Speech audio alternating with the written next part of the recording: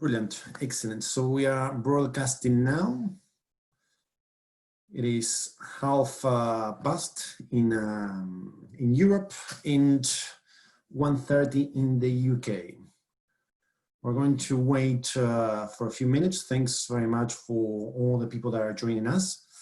We're going to wait around 3 to 5 minutes so people can join us, and then we're going to start our CSB group and cooled wine webinar about alternative investments in a post-pandemic world. So I see that people are coming over. Thanks very much for being on time, guys. Really appreciate it. So it is great to see you there. Some familiar faces, so it's good to see you.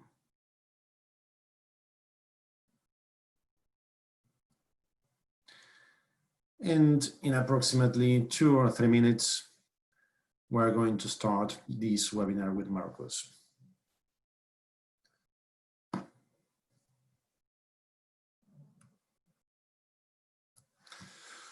Today we're going to be speaking, as you know, about this alternative investment in a post-pandemic world. I mean, COVID-19, it is a pandemic that, even though we thought in many places on Earth that it was going to recede or it's going to be a little bit not so tough in certain countries, not only in Europe but also, you know, the Americas. Some places in Africa, it is starting to have new sprouts, as we say in Spanish, of the virus. But in most of the places being controlled, which is good. And at the end of the day, this poses a lot of new challenges for clients. And that it is good that we get together with Marcos to see which are the alternatives. I mean, this last quarter of the year is going to be quite an interesting one, if we can call it that way. And it is very important to be ready for 2021. It is the moment that us as advisors and our clients need to knuckle and to be ready for 2021 and be ready for the good things at the end of the day, and but also be ready for a not so great scenario, as if we can call it that way.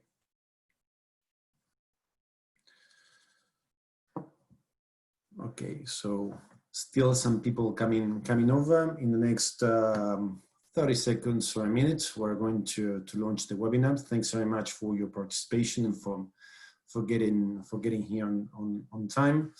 This is a webinar that will take around more or less 45 to 60 minutes, 50 minutes, 70 minutes, depending on the presentations, depending on the questions that we have.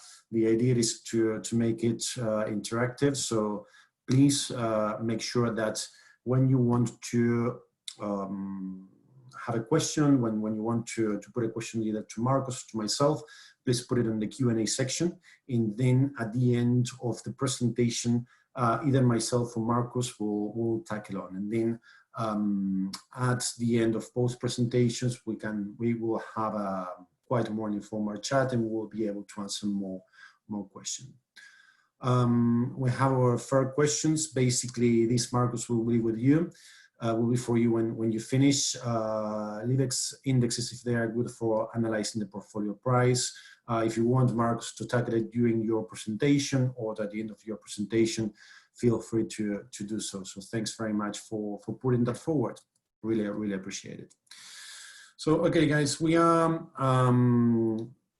34 past 2, 34 past 1 in the UK, and we are going to formally start the webinar. So thanks very much for everyone for joining us. Good morning, the Americas, good afternoon, Europe and the UK, and good evening, China and Southeast Asia. As many of you may know, my name is Gutierrez, and it is my pleasure to host this joint webinar.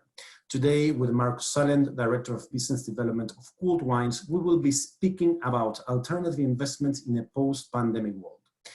The webinar will take, as we said, approximately 60 minutes, and we'll be able to take questions during the course of it. Obviously, and alternatively, you will always can reach us on email, and we will be in touch as well. At the end of the day, many of you may be thinking about why we decided to host this joint webinar with a CSB group, Malta, Sotheby's, and Cold Wines, and why we talk about fine wine and in citizenship and investment webinar. Well, at the end of the day, clients that are interested in investing in a pandemic or post-pandemic world are looking into diversifying assets, as it is happening during this whole year. And this serves basically to avoid volatility, protect the patrimony and wealth against not only the changes in different values of assets and stuff, but also to protect their wealth against voracious fiscal policies of different countries. I mean, you have countries that are thinking on implementing wealth taxes, countries like in South America that they have hiked up their wealth taxes, like Argentina. In Spain, it was spoken a few months ago, and in the UK, it may happen as well. So basically what happens, I mean, at the end of the day, fine wine from one side as a passion asset, it is a great alternative investment that, like gold during this time, has remained steady during the pandemic, as we'll see with Marcus. And it's a great alternative investment to take into consideration. On the other side, citizenship and residence has become the new asset tool, and it's a new asset class that gives an edge against that geopolitical risk, and also allows individuals and their families to reach a safe haven, which also can have an impact again with their tax planning strategies also. So that is a good thing to think about. At the end of the day, what we're going to be doing today, we're going to be talking about, or Marcus better said, is going to be talking about why fine wine investment, it is the option for diversifying an investment portfolio. And myself, I will be speaking why citizenship and residence, it is such a good asset tool for wealth planning and tax optimization. So I will go to the formalities and introducing yourself to Marcus Allen. Marcus has read business at the University of Nottingham and entered the City of London in 2008, has worked at Goldman Sachs and formerly the Royal Bank of Scotland Group. 2015, Marcus joined Cold Wines and works regularly with wealth managers, private banks, and their clients across Europe, the Middle East, and Asia. Cold Wines, it is one of the world-leading wine investment companies. It has a global client base and assets under management exceeding £140 million. And basically they provide fine wine investment advice, both in a discretionary and non-discretionary basis. So Marcus Allen, thanks very much for having this joint webinar with us, and I hope that you are doing great. I mean, we're looking forward to your presentation. Thank you, Andres. Thank you very much for having me. Dimitri, that's the earliest question I've ever received in a webinar or a real life event, so I think it'd be rude not to answer your question straight away. So LiveX is in fact the de facto place to provide fine wine prices. We use it, the market uses it, and absolutely it's the best place to analyze portfolio pricing. So I'll talk a bit more about LiveX in the presentation, but there you go. The answer is yes, it's a great spot for fine wine prices. So if I share my screen. Just let me finish, let me stop sharing mine. Yeah, there it is. There you go, can you see that okay? Yeah, perfect. So thank you. So I'm going to recover a couple of points that Andres kindly pointed out. So we've been around since 2007, and we're a fine wine investment manager. And what that means is we're not a fund. We build individual portfolios of physical fine wines for high net worth individuals all over the world. In fact, we have clients in 80 countries worldwide now. We look after 140 million assets under management from as I say, clients in those countries, and we're targeting 500 million, and that's where we're trying to get to in the next couple of years. In terms of performance, we've provided a 7.78% average return across all portfolios to clients. And I'll talk a bit more about performance and that type of thing in this market shortly. In terms of offices, locations, we've grown quite steadily over the last few years. And now we have offices in London, Hong Kong, Singapore, Shanghai, and we're opening up New York probably Q1 next year. It was supposed to open in June. It was going to be a hell of a lot of fun with the launch parties, but unfortunately that all got delayed and pushed back. So Q1 next year will be in the States. So fine wine investment, why do we do it? And I apologies if I look a bit of a nodding donkey. I've got the screen over here, so I'm trying to look back and forth to you guys. But it's a tangible asset, okay? So it's a physical asset. People who like investing in things like property, gold. Obviously, you've got the wealth preservation angle of those assets, but it's the fact that these assets are tangible. You can see them, hold them, touch them. That gives you a bit of a excuse me, my phone's gone off. How very unprofessional. That gives you an ability to secure your assets. You actually have, there's no reason to have all of your assets in a tangible asset, but over a portfolio, one must have a selection of their cash, I'd say, invested in tangibles. Fine wine is a diversification strategy, and this is the key thing. We are not here flying around the world telling our clients and investors that actually sell everything you've got, go and buy a load of fine wine. That's obviously not what we're doing. We're saying, look, for a small part of one's portfolio, investing in an asset class which is tangible, physical, and provides proper diversification from the financial markets is key. And along with that, it's a wealth preservation angle. We usually deal with investors that have made wealth and are looking to preserve it, are looking to diversify small portions of it in different assets. People don't come to us to make their money. They come once they've made that money and they're looking at areas to diversify, to preserve that wealth. And it's tax efficient. So in many jurisdictions all over the world, it's capital gains tax exempt. The UK law is that it's a wasting chattel, and that is not going to change anytime soon. So that's a key benefit. Although I would always say, speak to a tax advisor just to get clarification, but it is genuinely considered to be tax efficient and that it's tax exempt. And the lifestyle elements, you know, people love investing in passion assets. They invest in their passions. They collect art, classic cars, wine, diamonds, rare coins, stamps, whatever it may be. People enjoy those passions. But actually, over the last sort of 10, 15, 20 years, these types of passion assets have become very, very popular with investors. Now, because these investors, since the financial crisis, really have been looking for areas to diversify, looking for areas to provide a strong yield, they've looked outside of the financial sector and they found assets like these. Now, the benefit of fine wine in comparison to the other passion assets like art, classic cars, we feel the key benefit is the barriers to entry are much lower. Clients can invest with us from as little as £25,000, and for £100,000, £200,000, you can build a really well diversified portfolio, diversified across Bordeaux, Burgundy, Napa Valley, Italy, Champagne, Rhone, different regions all over the world, and have a really nicely diversified portfolio. If you were to put £25,000 into a classic car or into art, it wouldn't get you very far. So what are the market dynamics? Why does this asset class increase in value? Primarily, it's to do with geography. I mean, this is still a farming product at the end of the day.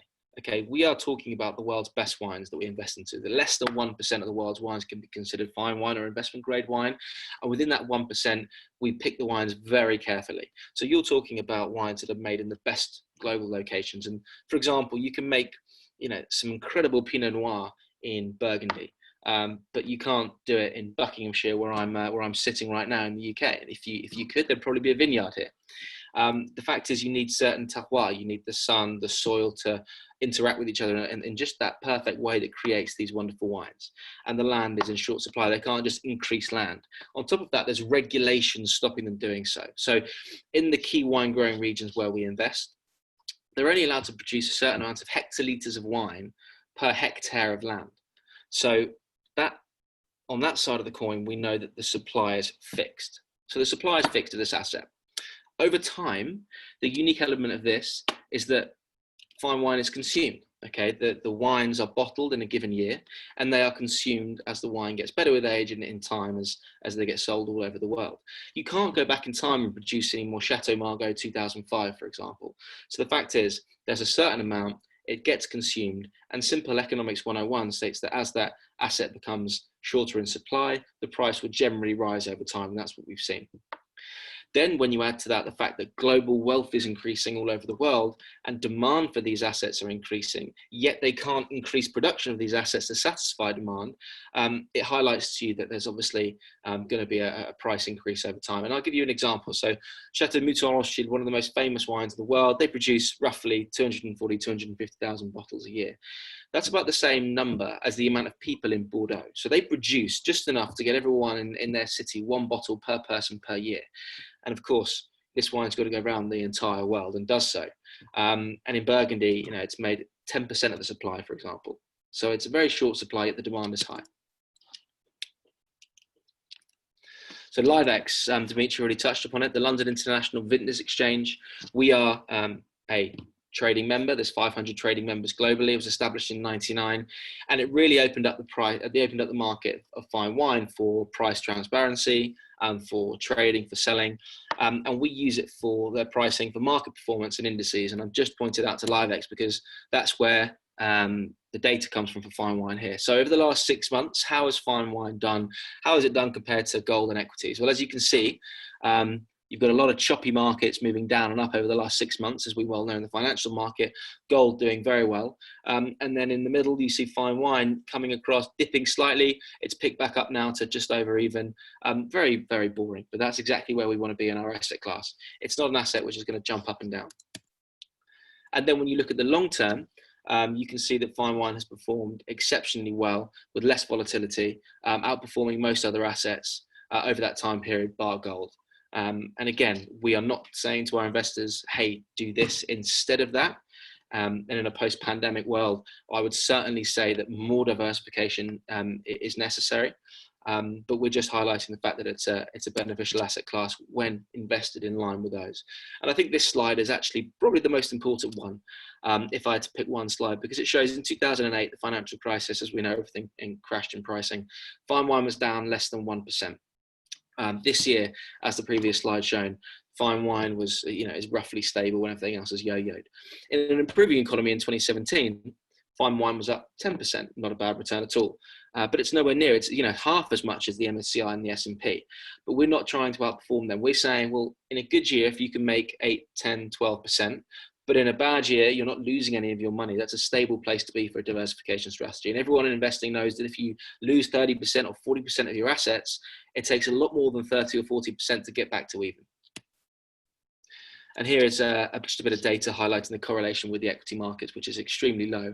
And there's a lot of graphs, I apologize, but we're an investment company, okay? So we specialize in a particular, in a unique asset class, but we are there just like any other investing company, picking an asset, analyzing it, and providing data for our clientele. So what are the risks? Because there are plenty of risks, as is any investment market. Liquidity. Now, it's not the most liquid asset class, pardon the pun. It does take us, experts in the market, 6 to 12 weeks to liquidate a typical portfolio at the best possible price.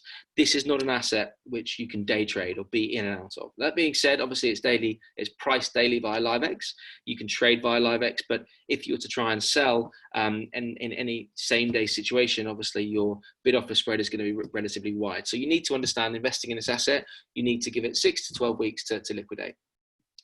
Market trends, again, this is still a luxury good. You hear of artists becoming incredibly popular because a rapper bought this piece of art or whatever it may be in this region, and the market does move in the short term in line with trends. So you have to be aware of that. However, over the long term, the market does move in line with supply and demand. So that's why we suggest buy into this market for a 3 to 5 year minimum. Don't expect to see the returns in 1 to 2 years, or you could do, but they could certainly be market trends that are moving up and down. Counterfeits, there's a funny story that supposedly there's more Burgundy wine in China than Burgundy have ever produced. So you have to be very, very careful with wines that you're buying, especially if they are older. That's why you would almost certainly need to use someone with a long history in the market. You would need to do a lot of your background checks. You need to ensure that the wine is as it says it is. And the best way to do that is storing wine in bond, because the bonded warehousing system is the best way to ensure provenance, because the wine effectively, before it's allowed into the bonded warehousing system, is checked to see where it's come from. It's then checked again by experts. It's effectively guaranteed as provenant. It's put into the system, and it's very, very difficult to get wines that are not guaranteed as provenant in that. So that's what we do. We only deal with wines in bond. And it's an unregulated asset class. So there's nothing wrong with unregulated assets, but I would say that you wouldn't be sensible to put 100% of your money into unregulated markets. But of course, diversifying with a small amount is sensible. And it also provides flexibility, actually. So companies can buy this from, they can buy this in different structures, in trusts, in family names, in company names, etc. So just briefly, I'm going to look at the second quarter and on really. So you can see here that the Cult Wines main index and all of the other sub-indices actually have grown in the second quarter. The rest of the world, which makes up Australia, Chile, Rome, and Spain, have performed very, very well. The USA has done well as well. And the more traditional markets like Bordeaux and Burgundy have tailed off slightly. But either way, you can see they have a strong performance. So the biggest, I'd say, story of quarter two is Bordeaux en Primeur 2019. So en Primeur is when you're buying the newest, latest vintage. So the grapes in the 2019 vintage were grown in 2019. A harvest began in 2019. The winemaking procedure began in 2019. The wines are currently in barrel in the Chateau. And usually in April of the year, the whole wine trade descends upon Bordeaux, tastes the wines, the critics give the wines the scores, and the key critics, the ones that are very, very important, there's about 4 or 5 publications which are very important to the industry.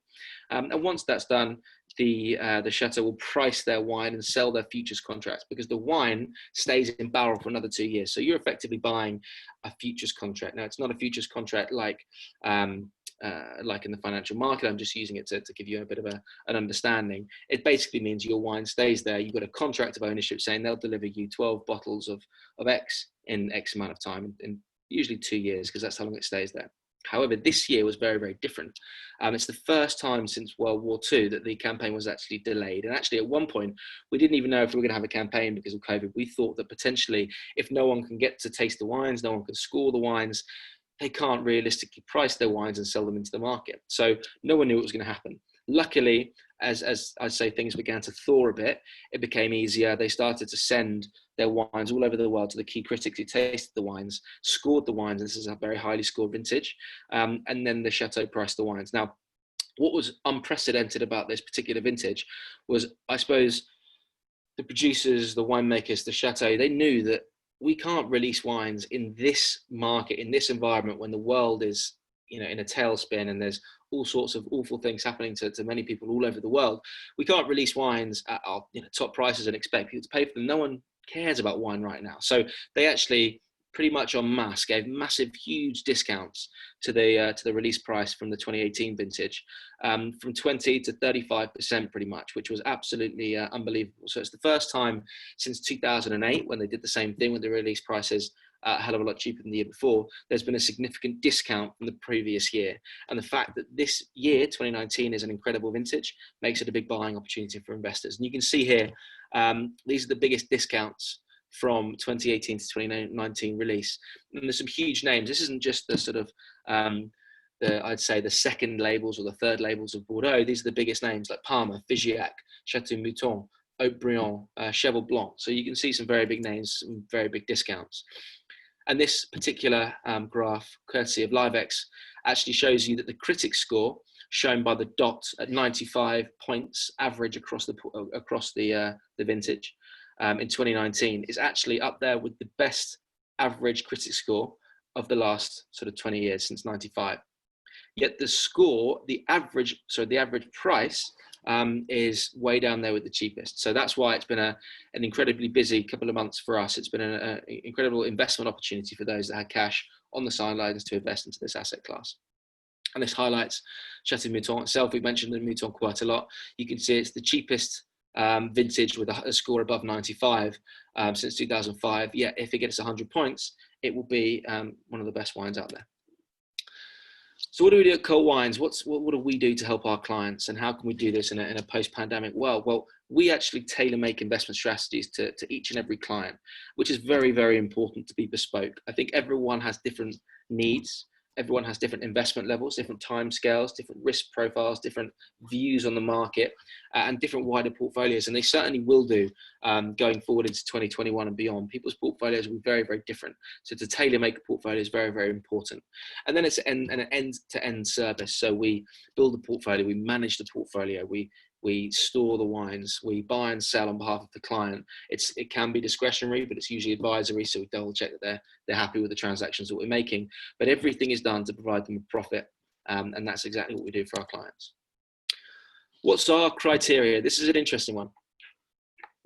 A lot of people I speak to when I talk about wine investment and say that we're in wine, we buy wine to make money, whatever. They'll say, oh, well, I've had some great wine from this region or this place or this producer. Do you invest in those wines? And the answer is maybe, maybe not. They need to basically tick a number of boxes within our investing universe. They could have, for example, a great brand. They could have a brilliant history. It could be a great wine. It could be a great critic score. It could have a low level of liquidity that year. Either they didn't make particularly many wines, so we think that actually that's a good opportunity to buy. But actually, if we can't see maybe a market to sell that into in 3 to 5 years' time, if we actually can't see a secondary market for that wine, then we're not going to invest into it. If we can't see availability, there needs to be some liquidity. If we can't get availability for that wine, and we can't see it being a wine that's going to sell in the future because of such a low availability, then it's not going to be a wine that we invest into. So it needs to tick a lot of boxes. We have an investment committee, just like any other investment company, key members there. And we have an investment decision-making process, just like I suppose a wealth manager would do. So we look at the macro environment, we look at the wine market, we analyze both of those sectors, we study them, we put that into our long-term market view, and our investment committee sits monthly to decide our house view on different regions, if it's changed, if we're going to be long one region, if we're going to sell one region. And then we plug that into the individual client's return objectives. We strategically allocate the portfolio, we review the portfolio over time, and we tactically allocate. And what I mean by that is this isn't an opportunity to say, okay, well, we'll sell you a portfolio of wines and come back to us in 5 years and we'll see how well they've done. This is about tactical allocation. This is portfolio management. It may be that one wine has made 40% in 2 years, perhaps, for example. And actually, that's the maximum that we saw happening in that wine over 4 or 5 years. So we think that actually that wine has made the returns that we believe it would have made. It's going to stagnate. It's going to stay at this price point now. Let's sell those wines and buy into these wines. Or it may be that a wine has stagnated. It hasn't moved as we expected it to.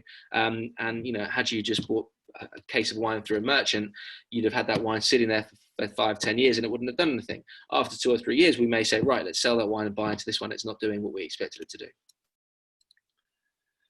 These are allocations by region, strategic and tactical, long-term and short-term.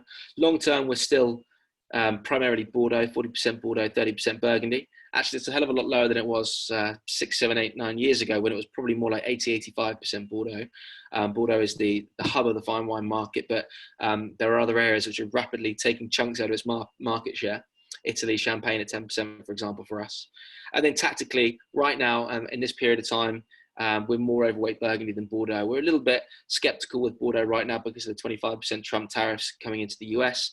Although China's picked up a lot of the slack, but then you've got the trade war going on. So there's a lot of things to look out for, but we're a little bit less Bordeaux and a little bit higher Italy, as you can see right now. So as a company, purchasing, selling, very, very important. Going about purchasing and selling wines, if you're an individual person, can be very time consuming, can be very tricky, and you can't get the best prices in most cases. We use research and analysis and algorithms to identify the wines. We then use our network to buy the wines, and those networks go back 30 odd years with Philip Gearing, our chairman, and he's been in wine for a long period of time, and Burgundy, it's very important to have those networks, and we do. We work with the top 5 negotiants in Bordeaux very, very closely, and we actually are the second biggest buyer of En Primeur in the UK right now. We manage all of the price negotiation on behalf of buying and selling for our clients. They have economies of scale, and then we eliminate the friction costs in dealing with wine, which can be pretty high. Storage and management. This is very, very important. Fine wine needs to be stored impeccably, effectively. It needs to be in a temperature controlled, humidity controlled storage facility. Of course, it needs to be handled with experts, with expert care at all times. And we provide our clients with all of that. Everything is done for them, collection and delivery, all parts of the acquisition and ownership cycle. As I said before, active management, optimum buying and selling, and online access to their portfolio all the time. So you can see here, this is our facility, all wine stored in original wooden casing, and you have a full title of ownership, specifying the client owns that asset, and that gives the security, because at the end of the day, if something happens to us as a business, it's irrelevant to the client. They might lose our management, but their wines are owned by them and them only, and that's stored in the Bonner warehouse facility, and they can go and move those to a new facility whenever they want. It's managed by London City Bond, one of the oldest storage facilities in the UK, and they own a number of facilities, and Melksham is their latest and greatest, and we have a whole hangar there that we run. And there is another photo. So you can see there that that looks a bit sorry for itself. We've been increasing our capacity there as we've moved everything over from our old facility. So that's a lot more full now with our 140 million in the management. And as I say, we can get capacity up to about 500 million in there. Our clients manage their portfolio online, just like any other asset class. They can log in, they can see their P&L, they can see all their price points, and that all comes in from LiveX directly twice per day. So our clients can see that very, very easily. Our performance versus the market, so 7.78% all-time returns versus 6.66 for LiveX. And again, we're not telling people this is the asset where they're going to make 50% a year. There's plenty of other assets which you can go and try and do those kind of numbers. This is a wealth preservation strategy for a high net worth individual who is looking to diversify. And if you can diversify using an asset which gives you a solid 7, 8, 9, 10% return, I think that's a very good asset class. That's pretty much it. So I've got to say thank you very much. I'm just going to flick through. You can see our, if any of you are based in these locations, please do come and say hello. UK, Hong Kong, Singapore, and Shanghai, soon to be in the US, as I mentioned. So thank you very much. I hope I didn't take too long, bang on 2. So I think that was as we decided. So thank you very much, Andres. I'll open it to questions unless we want to carry on with the presentations and we can go back at the end. Oh, that's fantastic. I think that was a great presentation. Thanks very much for that, Marcos. Very, very illustrative, and I think that basically reflects the great opportunity that fine wine at the end of the day it represents to diversify any portfolio. So basically, I mean, there are a few questions. There are 3 questions now, a couple more. If you want to tackle now, I think that it will be better. Sure. So no problem. There's a question: is there a regulatory body for the wine exchange? It's not a regulated market, so there is not a regulated body per se. At the end of the day, fine wine is a physical asset that you can buy in a number of different locations, in a number of different markets, for a number of different prices. You can buy wine to invest through us at the investment market price. There's no spread on our wine. Our clients are buying at the best possible market price. You could then go to a merchant or a wholesaler and buy that wine, the same wine, for our price plus 10%, which is the merchant's margin or their spread. Okay. You can then go to an independent wine shop selling an individual bottle for that plus another 10%, which is their margin on top. You could then go to Harrods and it's in a glitzy glass and it's in a glitzy bottle and you can pay another 10%. And then you could go, as everyone knows, unfortunately, you go to a restaurant and you pay another 100%. Unfortunately, there's no way of regulating a market like that. The next question: are these bonds akin to derivatives? So I presume that means en primeur. So again, it's not a financial product, so it's not technically a derivative. So apologies for the use of the term. It's more like a forward contract. You're effectively buying wine that's still in barrel in Bordeaux. So you're exposed to the Chateau because the wine that you bought doesn't come back home with you to your storage facility. It sits there in barrel because it needs to age and then it needs to be bottled. And when it's done that, they'll send that to you, to your facility or to your home. So it's not technically a derivative, but for those that understand futures, forwards and derivatives, it's an easy way to understand it. The next question: given the Lebanon situation, is your wine storage facility insured against such situations? It's an interesting question, and it's an awful situation that's happening out there. And yes, the answer is yes. Our facility is insured for all eventualities. The only one that I believe that might cause questions is an act of God. And I think that's pretty standard in insurance. But we do have the best insurance policy in the market, and our policy is with Marsh Insurance, and our clients can request, or we do provide when clients want, the actual policy itself. So we can send that out so you can have a look over, no problem. And we have a question: would you be able to provide some information on management fees? Now that's a good question, and I always have the management fee table up at the end because I don't like presenting it until someone asks, because it seems a bit presumptive to talk about fees, but then someone mentions it and I bring it up. So this is our fee model, and to give you a bit of an understanding in fine wine how it works: if you go to an auction and buy wine, you pay 15% hammer price. If you go to a broker or a merchant, you pay 10-12% spread. And then once you've got that wine, you've got to store it and insure it. And that can cost 1 to 2% a year for a private individual to do that. Then you've got to sell the wine. And brokerage in this market is roughly 10%. If someone came to us and said, I've got a case of this wine in bond, perfect condition, can you broker this for me? We'd say, yeah, 10%. That's the market norm. So they can be very, very expensive. So what we've done is we've obviously used economies of scale. We've used more of a financial hedge fund style model for our clients to keep this fees as sharp as possible. So basically our fees are 2% per year, which covers everything: insurance, storage, brokerage, obviously management. Absolutely everything is within that 2% fee. There's no hidden costs, and you're buying at the investment market price. There's an acquisitions and operations fee of 5%, which covers with setup. It's more of an access fee, because to access, these amazing wines in this quantity, it's not the easiest thing to do. There's, as I said, handling, shipping, storage, and that fee is 5% at our tier 3 level, which is 25,000 and up to 250,000, 2.5% on 250,000 to $1 million. And for tier 1 investors investing $1 million up on day one, that's 0%. And that's not that's not a step fee. So an investor coming in on day one with £1 million will pay 0% setup fee on the whole portfolio. Next question is, from your practical experience, how many years do you think minimum one should hold these investments? We recommend a minimum holding period of 3 years. So we say 3 to 5 years. Has there been instances of negative returns? Yeah, there absolutely has been instances of negative returns.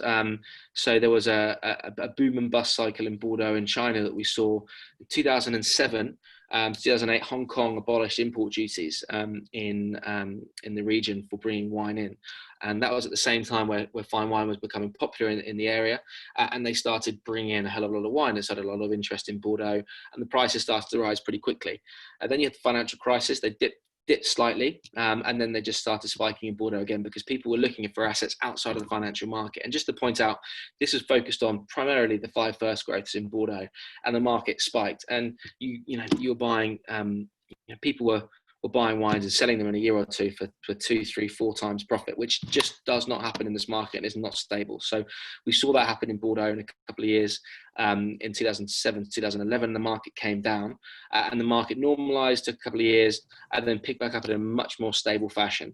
And again, had you invested in a 10-year period across that time, you wouldn't even notice that happened. But if you were investing for a year or two, you could potentially have seen losses in that time period. But again, no one should really be investing into an asset class that's gone 4 times returns. Sorry, not returns, gone 4 times in price over 2 years for absolutely no apparent reason. So yeah, I would say that there have been times of negative performance, but over the long period of time, we don't tend to see these. And actually, LiveX did do a study, and any 10-year performance since records began for fine wine, if you held a portfolio of wine for 10 years, so the LiveX 1000, which is their broadest measure for 10 years, any block of time, 93 to 2003, 2000 to 2010, the minimum per annum return was just under 5% per year.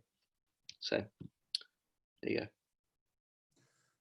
So I think we have one participant actually that have raised his hand. So would appreciate if you can put the question basically on the Q&A section, and then Marcus will be able to answer.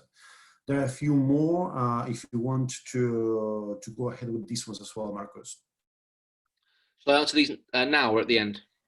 I mean, we can go through them now. No, not okay. In which wine regions besides Bordeaux, Burgundy, and Champagne would you recommend to invest into? Barolo, Napa, Tuscany. Yep, all of those regions. And I think the key thing is within these regions, it's not just Bordeaux first growth. We've got a lot of areas to invest into. The right bank, left bank, super secondly overpriced, and the top end it probably is. We've got our finger on the pulse, and there's tons of up and coming producers that we feel are incredibly exciting. Champagne. Hello. Yeah, we're here. Apologies, Andres. I just my screen just went black, but I'm still there. Again, so within Italy, you mentioned Barolo, Tuscany, all these regions, Napa. I mean, we're looking at places like Germany, Spain, Chile. I mean, perfect example of a South American region which has become very popular over the last couple of years. So yeah, we look far and wide. But that being said, we're not just about punting. You know, it's not just about saying, okay, well, let's put some money into this region and see what happens. You've got to do it in a very selective approach. And for example, Oregon is a region in the US which we're looking at quite heavily for Pinot Noir, because it produces quite fantastic Pinot at a fraction of the price of Burgundy. And a lot of the Burgundian producers are buying up land and producing wine in that region. So we've taken the view that, you know, for a speculative investment, for a high risk investor, we may put 2 to 5% of their portfolio in Oregon, for example. So it's a very small amount, and it's for a high risk investor. So it does depend on the investor and their investment appetite as well. Do you have any competitors? We do. There are a number of companies worldwide that do fine wine investment. We're the largest in terms of assets under management with 140 million. The next one we think, because they don't actually publish, has around sort of 20 to 30 million. There's a few wine funds that do have significant sums as well. And a lot of our competitors would also be the big major merchants and wholesalers, because you can buy the same product, as it were, at Berry Brothers or Justerini and Brooks or Fine and Rare, but they don't provide the sort of service of investment around it as we do. Have you ever had any issues with supply? For instance, given the limited allocations of Burgundy, how do you deal with multiple client demands for a specific wine? Is there a wait list? It's a really good question, and this comes up every year for en primeur in Burgundy and Bordeaux, which is oversubscribed. So what we would do is have an allocation process. So clients send money for these campaigns up front. If client X wants to invest 100,000 for this campaign, 50,000, 200, whatever it is, they'll send us that. It's on account, so it sits there on account. As the wines are released across the campaign in en primeur, we'll allocate wines to the clients, and it's fair. It's done fairly based on the investment level. So if you've got 100,000 that's going to be allocated versus 10,000, the person that has 100,000 will have 10 times the amount of wine as the person that has 10,000, for example. So it's done on investment level. Which country include the rest of it? Australia, Spain, Germany, I believe. Brilliant, excellent. That was great. Actually, I mean, we have taken quite a few amount of questions. That's fantastic. If guys, I mean, if you would like to have any other questions, or during the rest of the presentation, there is anything that comes into your brain, please as well put in the Q&A section, and then Marcus will answer it at the end of the presentation. No problem whatsoever. So if you want, Marcus, I can follow up with mine. We have one here. Then this one, if you want, we can just basically answer it just at the end, if you don't mind. I will run through my presentation now. Brilliant, excellent. That was fantastic. Great information, Marcus. Thanks very much for that. Now I'll pass on to my part of the presentation. As we said before, what we're going to be discussing today, it is about as well alternative investments in a post-pandemic world, and basically how to gain an edge through citizenship and residence by investment. First, I would like to introduce all of you who doesn't know about our company. CSB Group is based in Malta since over 30 years in the financial service industry and regulated by the Malta Gaming Authority, Malta Financial Service Authority, the IAP agency, MRVP, and Commissioner for Revenue, amongst others. Brands that fell under the CSB Group umbrella, we have basically Vacancy Center, which is our recruitment arm, Reaches for co-working spaces. We have opened our third center. This brand new has been opened during this August. And finally, Malta Sotheby's International Realty for luxury real estate advisory. This basically what it does, it gives a holistic approach to professional services, and it follows actually that one-stop shop vision that our chairman, Mr. Tony Samit, and his son and our group CEO, Mr. Michael J. Samit, had from inception. The services that we offer at CSB Group, they are obviously for private client and high net worth individuals, about investment migration, real estate, relocation, economic migration, as we'll call it as well, shipping and yachting, corporate services, company formation, trustee, fiduciary, tax and accounting, tax and legal will cooperate in regulatory, tax planning, intellectual property, and last but not the least, regulated industries with iGaming, financial services, and blockchain and fintech, an area that we are particularly strong in Malta. Now, at the end of the day, how CSB Group and Malta Service can help you? Well, because we have all across the board, and obviously in our investment migration section, unbiased, customer-centric, and personalized advice. I mean, it doesn't matter if we'll look into the best situation, the best solution for your personal and professional goals. And obviously our setup allows us to give a holistic approach, that one-stop shop concept to private client services. And obviously as well, we have a qualified lawyers and experienced team of professionals working in all the applications all across our services. And then finally, we're here to speak about citizenship and residence. And basically, I would like to show you a little bit our program portfolio in what respects citizenship and residence planning. We work under different programs, you know, the EU residence programs, also called golden visas. We work with Malta, Portugal, Spain, and Ireland. Obviously, as well, the EU citizenship and investment programs like Malta and Cyprus, Caribbean programs, St. Kitts, Dominica, Grenada, Antigua and Barbuda, and St. Lucia, that they offer another type of alternative citizenship, and other programs like Montenegro. Now that we have this picture here in our brains, we have to differentiate between two very important, basic but very important concepts in citizenship and residence planning, and that is what is citizenship and what is residence. And basically, residence, what does it refers to the right to live, to work, to study. It is normally under certain conditions. The residence, it is normally under, or it's normally it's under a passport. So basically, you need to be a passport holder or hold, basically a passport holder from any country in order to be granted residence somewhere. And that citizenship basically allows that right to apply for a passport, the voting rights, and obviously state protection. International travel, it depends on the passport strength. In the citizenship, it is obviously passed to future generations. Now, the fact of international travel, in this case, depends on passport strength, and actually depends obviously on how the pandemic world it is shaping that international travel. I mean, you look into where a US national can enter, and it's very, very restricted. You look into where Spanish national can enter, it's very, very restricted as well. So that is something that it is changing during this entire year. And here basically there comes something very important. And this always told by my parents since I was a little kid. My own parents used to tell me that in life, you can choose everything apart from your parents. And therefore, the place where you are born.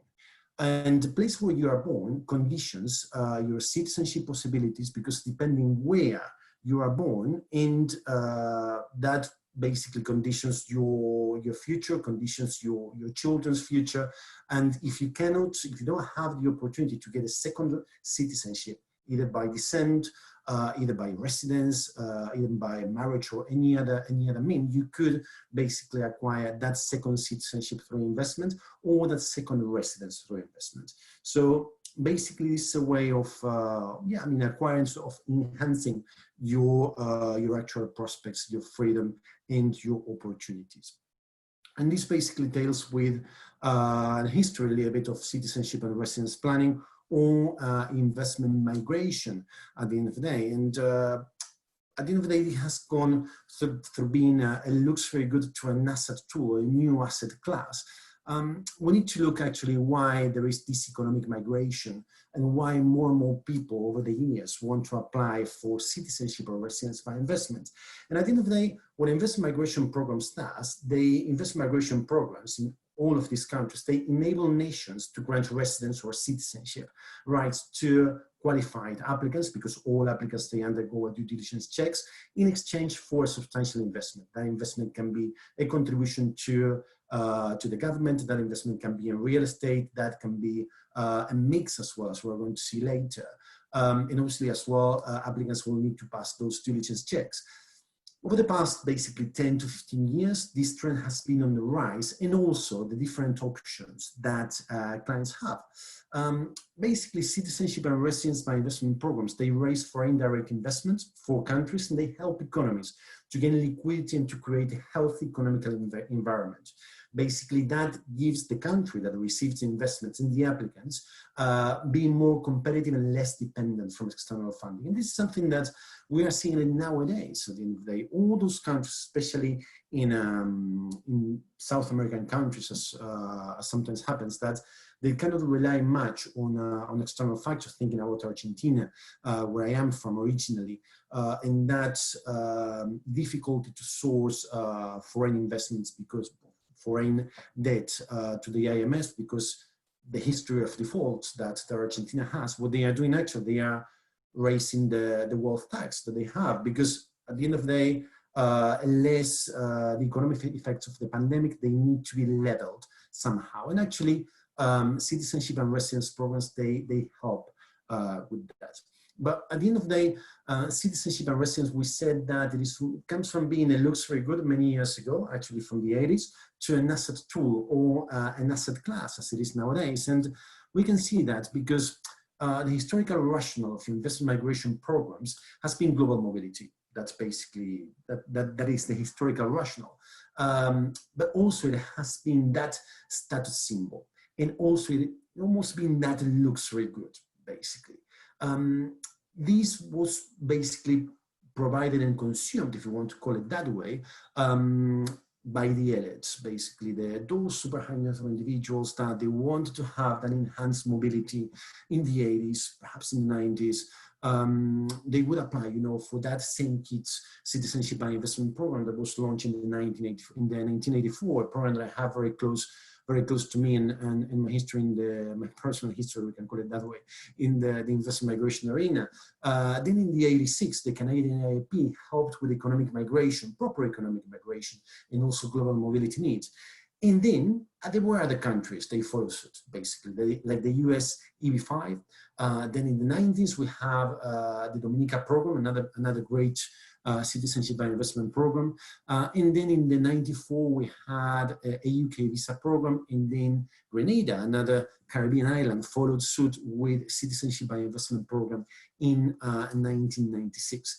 But this basically, what it did, basically, it answered that global mobility need. But at the end of the day, as you can see, basically that US CB5 in the 90s, that UK visa program in the 94, that started to answer another type of questions or another type of needs that the client would normally have. And that reflects more to that, that security, that family thought, that peace. And people start to see, and the market starts to shape as being, as looking at second citizenship as a policy insurance, basically. As time passed through and the needs of the applicants, of the clients evolved, started to be more programs in the arena. The need for global mobility has always been there, because the person that would apply for Caribbean citizenship, that will apply for a golden visa in Europe, that will apply for the US CB5, the global mobility was always there. So at the end of the day, with a golden visa, you have Schengen access as well. But the needs, they were different, basically. People were thinking more on the idea of a brighter future, the idea of a peaceful future, the idea of safe harbor, family security, safety, stability, education. I mean, where I want my children to be educated. I want my children to have the best education if I can give that. It is the questions that my parents had when I was back in Argentina 25 years ago. Right now I'm almost 40. I mean, when I was basically a teenager, they were having these same thoughts, the great healthcare, the great education, the great prospects. They are the same needs or similar needs as clients that were having these times they are having now. And basically those needs, they started to shape the market. In 2006, we see that St. Kitts launches the Sugar Industry Diversification Fund, and then some other EU jurisdictions, they start to grant residence by investment. We see in 2012, Portugal Golden Visa, that coined actually the term. Then in 2013, Spain follows suit with a very similar program. And then in 2014, we had the multi-IP program, the Citizenship by Investment, a so-called program that right now has reached to an end, very, very successful program, and that is going to be replaced by another program after September. So we see that here people basically are thinking on another thing. They're thinking basically second citizenship, second residence as a policy insurance, as a need for my children, something to leave my legacy. And that sense of legacy, that sense of policy insurance and sense of safety leads actually to investment migration to be thought as an asset tool, basically to be today considered as a new asset class, basically. And that here we're talking about that having an alternative citizenship, an alternative residence, or a combination of both, as sometimes it is done, it gives an edge against that geopolitical risk where you have been born, where your parents are from. Can you get citizenship by descent or not? Are you going to be living all your life in South America? Are you going to be living your life in Europe, in Russia, in Hong Kong, where the situation is not in terms of safety, economical, stability is not particularly great. Well, I mean, that gives an edge against that geopolitical risk and market volatility. Like fine wine does, basically, that stability that fine wine gives to any asset portfolio, citizenship by investment, or investment migration as an asset class gives also that.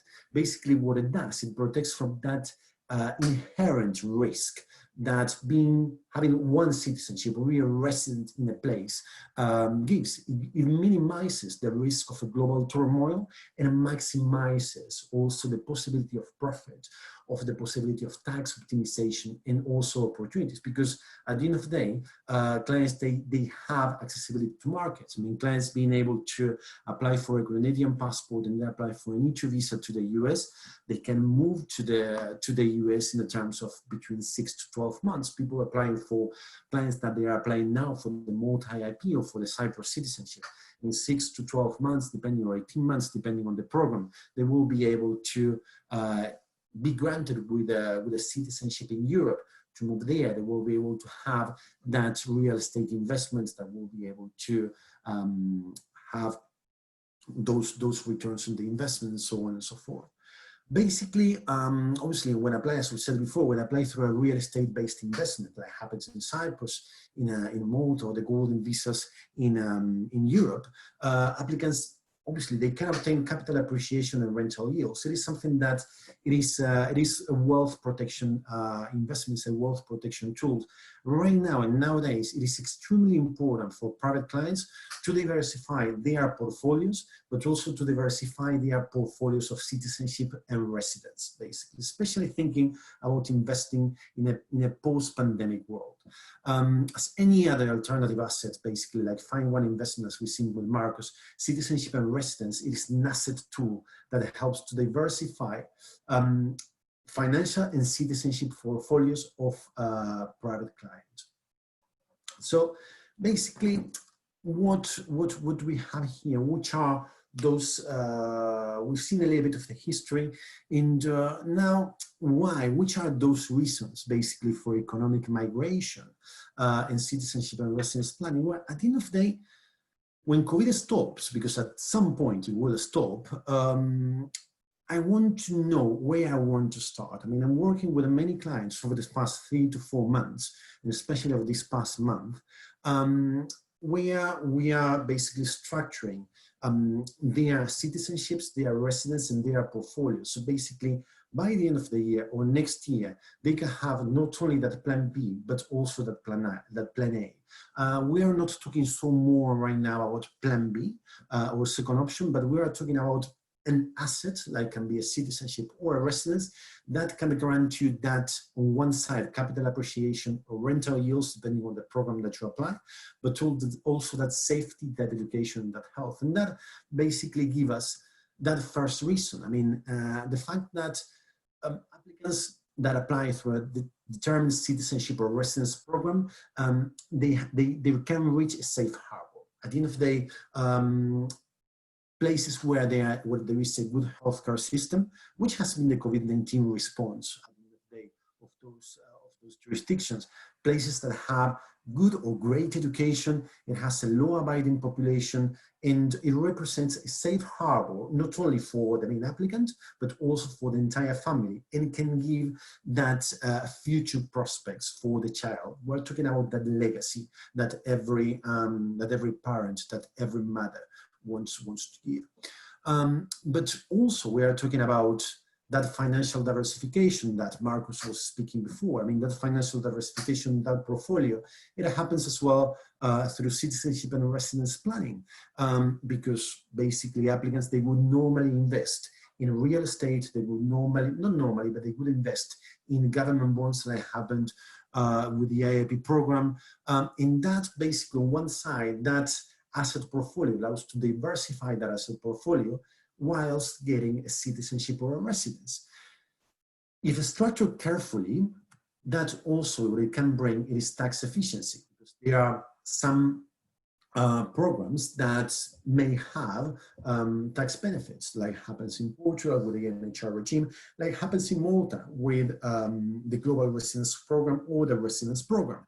So depending where do the client wants to go, which are the goals of the client, we can look at one program or the other.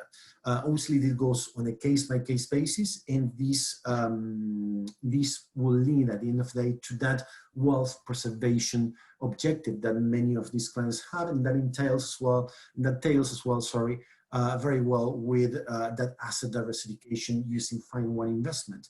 It is to preserve wealth, to pass on to the next generation, and to pass not only an asset, but also the prospects of having a second or even a third passport, of having a second residence. At the end of the day, residence, it is residence. It may affect your taxation, but it may not. It depends basically on every case, and we have to look at that into a case-by-case basis. And like basically all the passion assets, as Marcus was saying at the beginning, it gives lifestyle, because obviously we have to look at that. I mean, having a great property in Malta, having a great property in Cyprus, in Europe, that's not only giving access to good healthcare, good education, a law-abiding population, but also a place where you can call home, a place that you can go enjoy 1, 2, or 3 months, or you can just basically, moments like these, you can get together with your family and stay 1, 2, 3, or 4 months in a COVID-19 safe environment. At the end of the day, that is something that you and your family can choose nowadays. So those are the main reasons why, the main drivers of the markets that we have seen in the past years. And depending which is the main driver of that family, the main driver of that client, will go towards one program or towards the other. You know, it is just simple as that. Through our citizenship and residence planning service, we can look at that, and we can see which is the best answer for the client's need, and as we were saying before, on a very unbiased, with a very unbiased approach. At the end of the day, why it is a good investment now? As Fine Wine investment, this is an all-weather investment tool. Basically, during stable times, it is a great thing because you have your lifestyle, you can travel, you have you can go around with your visa-free access and so on, and you can have your holidays basically in your home if that's what you want. But in moments of turmoil, like with COVID-19, it allows you and your family to be able to go into one place. For example, if you would have your Maltese citizenship or your Cyprus citizenship at the beginning of the pandemic, you would be able to access those countries because you're a citizen there, you have your property there that you can seclude with your family in basically a safe environment, obviously passing quarantines when you come from the outside, and just following each particular country rule. So that is quite an important thing. Right now it is good because it allows to strategize time. With the situation that we have now, that most of the people we are working from home, at least partially, basically we are working with clients in order to allocate time and in order to apply for these residence or citizenship in a very good fashion. And it is convenient thing because the process can be done remotely unless the clients need to travel to certain jurisdictions to be able to take their biometrics.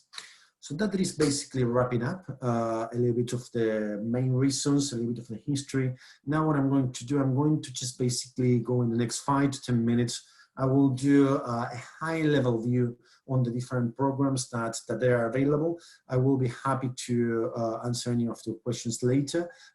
We can tackle them over the email if you want. So basically then what we have, some of the options that we have is right nowadays, Cyprus Citizenship by Investment in Europe. This is a program that it is direct citizenship.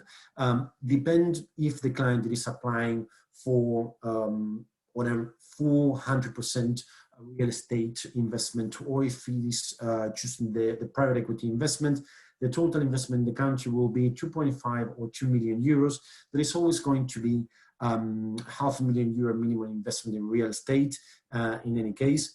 And Cyprus citizenship takes approximately 6 to 8 months from the beginning to the end, and applicants can, after they have been granted with the citizenship, the naturalization, and the passport, they can travel around 2 plus 165 countries, approximately visa-free access.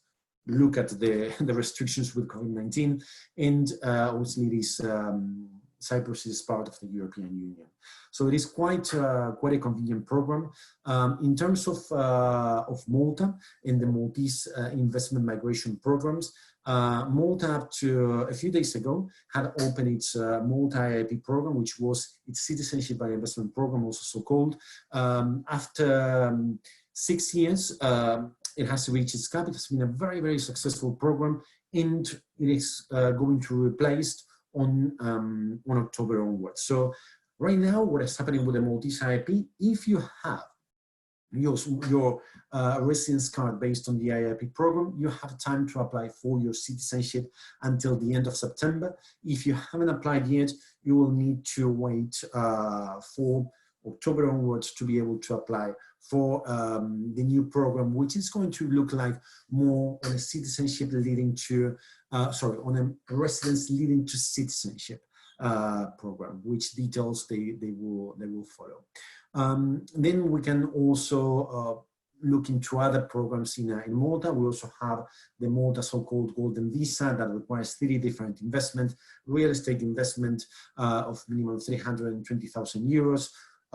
Then a government bond investment of 250,000 euros and a contribution of 30,000 euros, which includes an application fee. The Malta Golden Visa is a residence program, so applicants will be granted with a residence card, which is valid for 5 years, which can be renewed after the 5 years. The investments they need to maintain during that time, and yes, after 5 years, they can reapply, or they can renew that residence card. And Malta also have tax residency programs, which they need basically an investment of a minimum of 270,000 euros in real estate and an application fee. The application is submitted to the Commissioner for Revenue, and after 3 to 4 months, applicants will be granted with a special tax status, which basically will grant them with a flat tax, with a flat tax of 15%, with a minimum of 15,000 euros.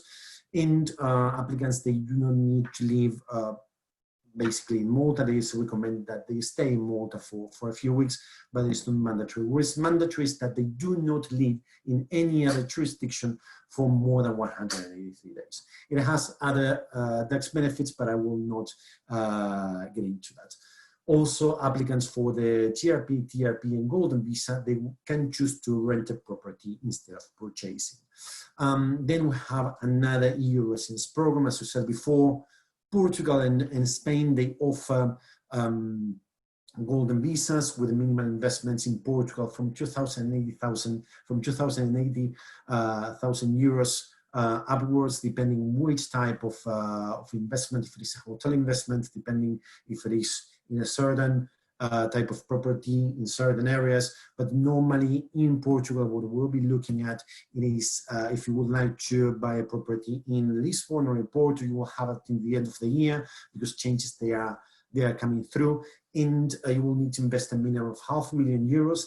And that once it's invested, the application will be submitted to the Portuguese authorities, the Portuguese immigration authorities, and you will be granted with that Portuguese golden visa that can be coupled with the NHR regime, which is their tax regime, and is quite beneficial as well. Spain has also its golden visa program, by which you need to invest a minimum of €500,000, and you will take basically as well a residence card. In Spain, normally the difference on the programs they go, because Portugal is taking around 6 to 8 months more or less in order to process the application. Spain goes a little bit faster, between 3 and 4 months, and obviously you have the differences in terms of real estate market, and the difference of capital appreciation, rental yields, and all that sort of stuff. As well, in Portugal, after 5 years, you can apply for citizenship, whilst in Spain, depend if you are from certain countries or not. The general rule is that you will need to wait until you have been resident in Spain for 10 years in order to get your citizenship. And then obviously then you have the Irish program, IAP, which is quite an interesting program as well, which I can go later on the email and in particular calls if you want. And other CBI options, as we said before, the Caribbean jurisdictions that they offer that citizenship by investment, alternative citizenship by investment, by making an investment in the country, in Grenada, in Antigua, in St. Kitts or Dominica, or Antigua and Barbuda, either in real estate or in as a donation to the government. You will be, after passing due diligence checks, you will be granted with a Caribbean passport that will give you access to around, depending on the program, between 130 or 140 countries. So depending where you are looking at, which are your goals, we'll have basically a solution for you, and basically different options to do a proper citizenship and residence planning approach and service. So that is what it is for my presentation. Thanks very much. That's been great. Thanks very much for that. We have one last question that is here for Marcus. I don't know if you are there. There you are. So that was basically my presentation. Thanks very much, Marcus, for holding there. One last question basically for you, and yes, there it is. Yeah, so the question was, how do you handpick wine brands, I believe, from an investment perspective? So I'm not going to reshare our presentation, but I've just got the page up. So we have a number of investing criteria: brand, producer, history, vintage quality, critics score, production liquidity, and every single wine that we invest into needs to effectively tick off all of these boxes. We wouldn't invest in a wine if it didn't sort of meet all of the criteria. So firstly, we analyze the region, or the country, and then the region, and then the appellation, and then the actual producer. And then we look at them against all these criteria, and we decide whether it's got an investment case or not. And then we go from there. A lot of the wines, obviously, we invest into are wines we've invested into for a long time. It's just different vintages. So we'll be assessing each vintage in comparison with other vintages. You know, this vintage is not as good, but it's a better price, etc. But a good example of looking at new regions is I mentioned Chile earlier. So Chile produced wonderful wines. And in '96, I've got some notes up here because luckily I had that question for a little while.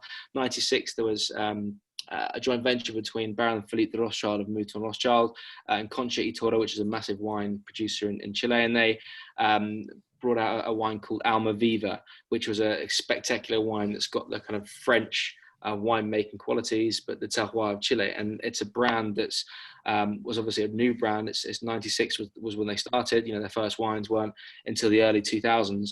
And we were watching that wine. And over the last few years, when we've seen that wine tick all of those boxes, liquidity, price appreciation, etc., we've then decided that it's time to invest into that wine. So it's not just as simple as saying that looks like it could be a strong brand, let's buy that wine. There's a lot of things that wine, that brand needs to tick off, I suppose, before we would look to invest. And it's the same as any other asset class. It's like saying, would you buy this share? Well, you know, you might do and you might not, and in fact you might do today and you might sell it in 6 months time, depending on many different factors that go into it. So it's a complex question, and it's a complex answer. I suppose we go through a lot of research and analysis to decide the wines that we buy.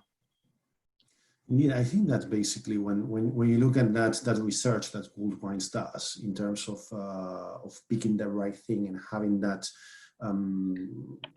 track record that it has, 140 million under assets and so on, under management and so on. When you look at basically, I would guess, and you please correct me if I'm wrong, but when you look at a regulated asset, those criteria, those investigations, if you want to call it that way, it may seem easier to make. But when you have an unregulated assets, we were saying before, the risk involved and all that stuff, it takes a lot more effort to do. And that's why it's so important at the end of the day, to count with a company like Gold Wines that does it since 2007, because you have more risk and it's been an unregulated asset. So that's cool. I have one question here as well from that came on the chat. Thanks very much for these. Basically, most Africans, high net worth individuals, face travel restrictions during the COVID pandemic. Does CSB have a strategy for sub-Saharan Africa? The market for European residence and citizenship program is solid. Indeed, it is solid. Indeed, it is solid. Basically, Africa itself, it is a very historical. It is one of the historical markets. Before pandemic, due to travel restrictions for South Africans, for Nigerians. I have clients from Congo, from most Africa itself, to be honest with you, due to what we were saying before. I mean, you cannot escape from where you have been born. During the COVID-19 pandemic, even more. So yes, I have worked with many African clients in the past, now with a CSB group as well. So I will be more than happy to enter into conversation and how we can work on that, basically because we can offer different citizenship and residence strategies, not only, in Malta, but in different programs. There are some clients that just basically, they don't appeal, I don't know, Spain, for whichever reasons, like you have in wine, basically, that you like French wines, but you don't like Italian wines, for saying something stupid. But you have those cases as well. So I will be more than happy. And yes, it is a very important market for us indeed. Very, very important market for us indeed.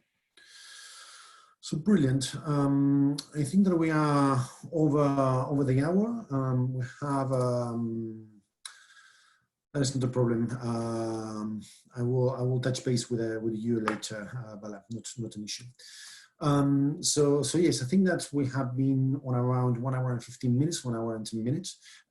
Marcos, thanks very much for your presence today, for your availability. I think that was a great option. So if you want to give some remarks to the rest of the audience, please feel free to do so. Yeah, no, just thank you very much for having me. Of course, I'm sure we'll send some stuff around afterwards. If you've got any further questions, just drop me an email. More than happy to answer any questions and go from there. So thank you. Excellent. Thank you very much, Marcus. Thank you very much for everyone to join us this afternoon, and we'll be in touch soon with a recording of the webinar and to answer any other questions that you may have. Thanks very much, and we'll see you next time. Thanks, Marcus. Bye. Cheers. Bye-bye.